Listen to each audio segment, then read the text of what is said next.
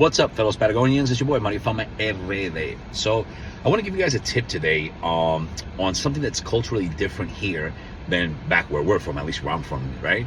So, example, I start off by today, I was in Sosua and I had to go to Cabarete to look at a property. I reached out to the person, I said, I'm in Sosua, I'm leaving, heading out to Cabarete. The person said, great, hit me up when you're close to the gate.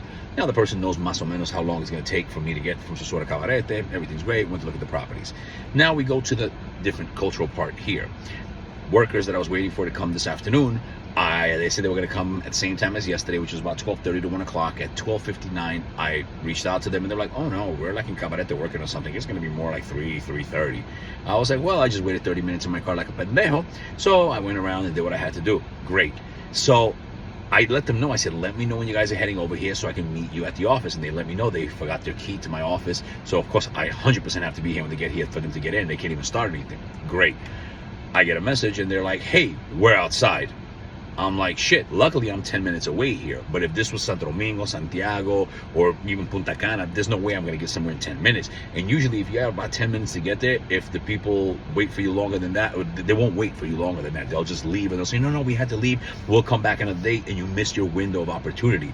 So here, culturally, only 1 out of 100 people will say, hey, I am here. I am heading out to you on my way there now. Please meet me at the place in 15, 20, 25 minutes, whatever the time frame is. It's just not a thing. People are not capable of doing that. 1 out of 100 times they might do that. So what happens is if you're 10 minutes away from where they're supposed to come, or if it's your home, you're fine.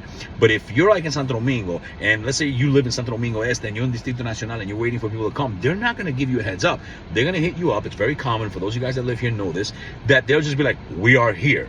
They just assume you're there 24/7, and if you're not, you have a 10-minute window before they peel out, and they'll give you an excuse, and they'll come back another day, and you won't get the stuff done. So just adjust for that, because it's never going to change here, and that's just the way this culture operates versus cultures like where I'm from in New York, where you're like, yo, man, I'm going to be there in 27 minutes. I've said that to people. People are like, you were super weird. Why do you say 27 minutes? Well, my GPS said 27, or it said 16 minutes instead of 15, so I'm going to be there in 16 minutes. I let people know exactly.